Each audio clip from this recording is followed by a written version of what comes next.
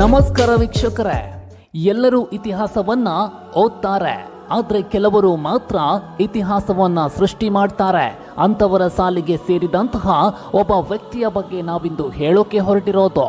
ಸಾಧಾರಣ ಬಡ ಕುಟುಂಬದಲ್ಲಿ ಹುಟ್ಟಿ ಬೆಳೆದು ಇಂದು ಪ್ರತಿನಿತ್ಯ 3.52 ಕೋಟಿ ಸಂಬಳವನ್ನ ಪಡಿತಾ ಇರುವಂತಹ ಸುಂದರ್ ಪಿಚೈ ಎನ್ನುವಂತಹ ಅಸಾಮಾನ್ಯ ಸಾಧಕನ ಬಗ್ಗೆ ಒಂದಿಷ್ಟು ತಿಳಿದುಕೊಳ್ಳೋಣ ಬನ್ನಿ.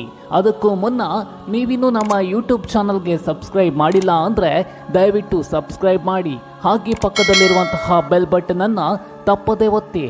ಇಂದು ಗೂಗಲ್ ಸಿಇಒ ಎಂದು ಕರೆಸಿಕೊಳ್ಳುವಂತಹ ಸುಂದರ್ ಪಿಚೈ ಅವರ ಪೂರ್ಣ ಹೆಸರು ಪಿಚೈ ಸುಂದರರಾಜನ್. ಇವರು ಮಧುರೈನ ಮಧ್ಯಮ ಕುಟುಂಬದಲ್ಲಿ 1972ನೇ ಇಸವಿಯ ಜೂನ್ 10ರಂದು ತಮಿಳುನಾಡಿನ ಮಧುರೈನ ಸರ್ಕಾರಿ ಆಸ್ಪತ್ರೆ ಒಂದರಲ್ಲಿ ಜನಿಸ್ತಾರೆ. ಸುಂದರ್ ಪಿಚೈ ಅವರ ತಂದೆ ರಘುನಾಥ ಪಿಚೈ ಬ್ರಿಟಿಷ್ ಸಂಸ್ಥೆ ಜಿಇಸಿ ಎಂಬಲ್ಲಿ ಆಗಿನ ಕಾಲದಲ್ಲಿಯೇ ಎಲೆಕ್ಟ್ರಿಕಲ್ ಇಂಜಿನಿಯರ್ ಆಗಿ ಕಾರ್ಯವನ್ನ ನಿರ್ವಹಿಸ್ತಾ ಇದ್ರು. ತಾಯಿ ಲಕ್ಷ್ಮಿ ಸ್ಟೆನೋಗ್ರಾಫರ್ ಆಗಿದ್ರು. ಇವರು ಜನಿಸಿದ ಬಳಿಕ ಮಗುವನ್ನ ನೋಡಿಕೊಳ್ಳುವ ಸಲುವಾಗಿ ಗೃಹಿಣಿಯಾದ್ರು. ತಂತ್ರಜ್ಞಾನದ ಬಗ್ಗೆ ಆಸಕ್ತಿಯನ್ನ ಹೊಂದಲು ಪಿಚೈಗೆ ತಂದೆಯೇ ಸ್ಫೂರ್ತಿಯಾಗಿದ್ರು. ತಂದೆ ನಡೆಸ್ತಾ ಇದ್ದಂತಹ ಫ್ಯಾಕ್ಟರಿಯ ಎಲೆಕ್ಟ್ರಿಕಲ್ ಬಿಡಿಭಾಗಗಳ ಬಗ್ಗೆ ತಿಳಿದುಕೊಳ್ಳಲು ಆಸಕ್ತಿಯನ್ನ ತೋರ್ತಾ ಇದ್ರು. ಇದುವೇ ಅವರು ತಂತ್ರಜ್ಞಾನದ ಹಾದಿಯಲ್ಲಿ ಮುನ್ನಡೆಯಲು ಕಾರಣವಾಯಿತು. ಇವತ್ತು ಇಡೀ ಜಗತ್ತನ್ನ ವ್ಯಾಪಿಸ್ತಾ ಇರುವಂತಹ ಸಂಸ್ಥೆಯ ಸಿಇಒ ಆಗಿರುವಂತಹ ಸುಂದರ್ ಪಿಚೈ ತಮ್ಮ ಬಾಲ್ಯವನ್ನ ಕಳೆದದ್ದು ಚೆನ್ನೈನ ಅಶೋಕ್ ನಗರದಲ್ಲಿನ 2 ರೂಮ್ಗಳ ಅಪಾರ್ಟ್ಮೆಂಟ್ ಒಂದರಲ್ಲಿ. ಇವತ್ತು ದೈತ್ಯ ಸಂಸ್ಥೆಯ ಮುಖ್ಯಸ್ಥನಾಗಿರುವಂತಹ ಪಿಚೈ ಅವರಿಗೆ ಒಂದು ಕಾಲದಲ್ಲಿ ರೆಫ್ರಿಜರೇಟರ್ ತೆಗೆದುಕೊಳ್ಬೇಕು ಅಂದ್ರೂ ಅದು ಸಾಧ್ಯವಾಗಿರಲಿಲ್ಲ. ಈ ವಿಚಾರವನ್ನ ಅವರು ಒಂದು ಸಂದರ್ಶನದಲ್ಲಿ ಹೇಳಿಕೊಂಡಿದ್ದು, ನಾನು ಚಿಕ್ಕವನಿದ್ದಾಗ ಒಮ್ಮೆ ಬರಗಾಲ ಬಂದಿತ್ತು. ಆಗ ಬೇರೆಯವರೆಲ್ಲ ಮನೆಯ ಫ್ರಿಜ್ ನಲ್ಲಿ ನೀರನ್ನ ಸಂಗ್ರಹಿಸಿಟ್ಟುಕೊಂಡು ಕುಡಿತಾ ಇದ್ರು. ನಮ್ಮ ಬಳಿ ಆಗ ರೆಫ್ರಿಜರೇಟರ್ ಕೊಳ್ಳುವುದಕ್ಕೆ ಯೋಚಿಸುವಂತಹ ಪರಿಸ್ಥಿತಿ. ಕೊನೆಗೆ ಏನೇನೋ ಮಾಡಿ ಒಂದು ರೆಫ್ರಿಜರೇಟರ್ ಅನ್ನ ಕೊಂಡೆವು.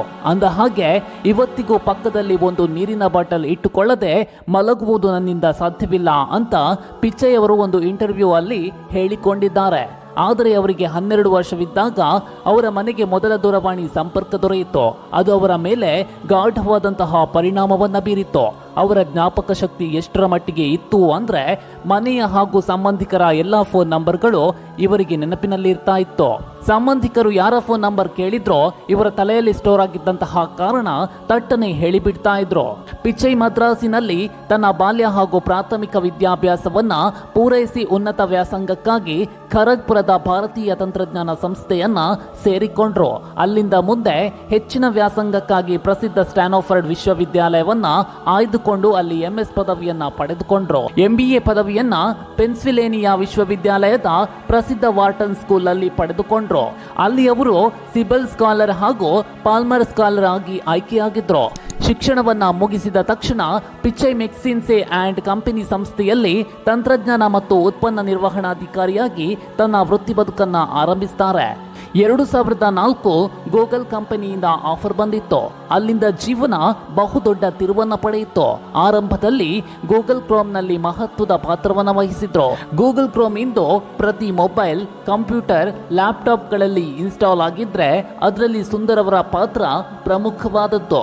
ನಂತರದಲ್ಲಿ ಗೂಗಲ್ ಡ್ರೈವ್ ಜವಾಬ್ದಾರಿಯನ್ನ ವಹಿಸಿಕೊಂಡು ಸಮರ್ಥವಾಗಿ ನಿರ್ವಹಿಸಿದ ಬಳಿಕ ಜಿಮೇಲ್, ಗೂಗಲ್ ಮ್ಯಾಪ್ ಡೆವಲಪ್ ಕೂಡ ಮಾಡುವಲ್ಲಿ ಶ್ರಮವನ್ನು ವಹಿಸಿದ್ರು.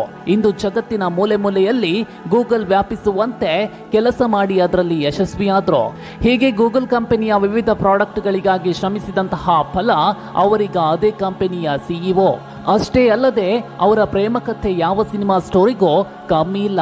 ಈಗ ದಿನಕ್ಕೆ ಕೋಟಿಗಟ್ಟಲೆ ಸಂಬಳವನ್ನ ಎಣಿಸ್ತಾ ಇರುವಂತಹ ಪಿಚೈ ಕಾಲೇಜ್ನಲ್ಲಿ ಅಂಜಲಿ ಎಂಬ ಹುಡುಗಿಯನ್ನ ಪ್ರೀತಿಸುವಾಗ ಖಾಲಿ ಜೇಬು, ಕಾರಿಲ್ಲ, ಲಕ್ಸುರಿ ಮನೆ ಇಲ್ಲ, ಟಿವಿಯೂ ಇರಲಿಲ್ಲ.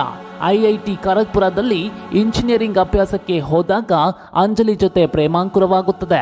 ಅಂಜಲಿ ಕೂಡ ಪಿಚೈ ಬಡವನೋ ಶ್ರೀಮಂತನೋ ಎಂದೆಲ್ಲ ನೋಡದೆ ಅವರ ಗುಣವನ್ನ ನೋಡಿ ಪ್ರೀತಿಸ್ತಾರೆ. ಪಿಚೈ ಬಡತನ, ಮನೆಯ ಪರಿಸ್ಥಿತಿ ಎಲ್ಲವೂ ಅಂಜಲಿಗೆ ಗೊತ್ತಿತ್ತು. ಈಗ ಕಾವ್ಯ, ಕಿರಣ್ ಎಂಬ 2 ಮಕ್ಕಳಿದ್ದಾರೆ ಕೂಡ.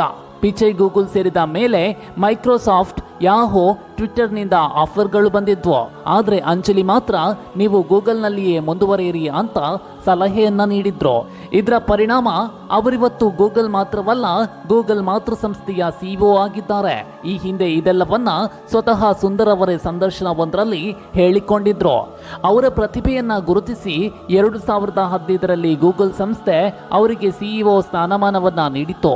ಅವರು 2019ರಲ್ಲಿ ಆಲ್ಫಾಬೆಟ್ ಇಂಕ್ ಸಿಇಒ ಆದ್ರು. ಪಿಚೈ ಅವರು ಗೂಗಲ್ ಸೇರಿದ ಬಳಿಕ ಗೂಗಲ್ ದೈತ್ಯ ಷೇರು ಮಾರುಕಟ್ಟೆ ಮೌಲ್ಯ ದುಪ್ಪಟ್ಟಾಗಿದೆ. ಪ್ರಸ್ತುತ ಮೌಲ್ಯ ಸುಮಾರು $894 ಬಿಲಿಯನ್ ಇದೆ. ಆ ಮೂಲಕ ಜಗತ್ತಿನ ದೈತ್ಯ ಕಂಪನಿಯೊಂದರ ಅತ್ಯುನ್ನತ ಸ್ಥಾನಕ್ಕೆ ಭಾರತದ ತಮಿಳುನಾಡಿನ ಹುಡುಗ ಸಾರಥ್ಯವನ್ನ ವಹಿಸುವಂತಾಯಿತು. ಇದು ಭಾರತದ ಪಾಲಿಗೆ ಸಂತಸ ಹಾಗೂ ಹೆಮ್ಮೆಯ ವಿಚಾರವೂ ಹೌದು. ಅಷ್ಟೇ ಅಲ್ಲದೆ ಸುಂದರ್ ಪಿಚೈ ಅವರಿಗೆ ಫುಟ್ಬಾಲ್ ಹಾಗೂ ಕ್ರಿಕೆಟ್ ಆಡುವುದಂದ್ರೆ ಪಂಚಪ್ರಾಣವಂತೆ. ಈ ವಿಚಾರವನ್ನ ಸ್ವತಃ ಅವರೇ ಹೇಳಿಕೊಂಡಿದ್ದಾರೆ. ನನಗೆ ಈ 2 ಆಟಗಳೆಂದರೆ ಹುಚ್ಚು ಪ್ರೀತಿ. ಇವುಗಳೊಟ್ಟಿಗೆ ಓದುವ ಹುಚ್ಚು ಇತ್ತು. ಕೈಗೆ ಏನೇ ಸಿಕ್ಕಿದ್ರೂ ಹಿಡಿದುಕೊಂಡು ಓದ್ತಾ ಇದ್ದೆ. ಸ್ನೇಹಿತರು, ಕ್ರಿಕೆಟ್, ಪುಸ್ತಕ ಇವೇ ನನ್ನ ಪಾಲಿಗೆ ಆಗಿನ ಸಂಪೂರ್ಣ ಜೀವನ. ಆದ್ರೆ ಅದು ಯಾವತ್ತೂ ನನಗೆ ಬೇಸರ ಕೊಟ್ಟಿರಲಿಲ್ಲ ಅಂತ ವಿನಮ್ರರಾಗಿ ಹೇಳುವ ಅವರು ಪುಸ್ತಕಗಳನ್ನ ಕಂಡ್ರೆ ಮಾರುದೂರ ಓಡುವಂತಹ ಇಂದಿನ ಯುವ ಜನತೆಗೆ ಮಾದರಿಯಾಗಿದ್ದಾರೆ. ಸಾಮಾನ್ಯವಾಗಿ ಹುಟ್ಟಿ ಅಸಾಮಾನ್ಯನಾಗಿ ಬೆಳೆದು ಹಲವರಿಗೆ ಮಾದರಿಯಾದಂತಹ ಸುಂದರ್ ಪಿಚೈ ಅವರು ಸದಾ ಭಿನ್ನವಾಗಿ ಯೋಚಿಸ್ತಾ ಹೊಸತನವನ್ನ ಹುಡುಕ್ತಾ ಇಂದು ಜಗತ್ತೇ ತನ್ನತ್ತ ತಿರುಗಿ ನೋಡುವಂತೆ ಮಾಡಿ ಇಂದಿನ ಯುವಜನಕ್ಕೆ ಸ್ಫೂರ್ತಿಯಾಗಿದ್ದಾರೆ ಅನ್ನೋದ್ರಲ್ಲಿ 2 ಮಾತಿಲ್ಲ ಬಿಡಿ. ಪ್ರಿಯ ವೀಕ್ಷಕರೇ, ಈ ವಿಡಿಯೋ ನಿಮ್ಗೆ ಇಷ್ಟವಾಗಿದ್ರೆ ದಯವಿಟ್ಟು ಲೈಕ್ ಮಾಡಿ, ಶೇರ್ ಮಾಡಿ ಹಾಗೂ ಕಾಮೆಂಟ್ ಮಾಡಿ ತಿಳಿಸಿ. ಮತ್ತಷ್ಟು ಕುತೂಹಲಕಾರಿ ಮಾಹಿತಿಗಳೊಂದಿಗೆ ಮುಂದಿನ ವಿಡಿಯೋದಲ್ಲಿ ಮತ್ತೆ ಭೇಟಿ ಮಾಡೋಣ. ಅಲ್ಲಿವರೆಗೂ ಜೈ ಹಿಂದ್, ಜೈ ಕರ್ನಾಟಕ.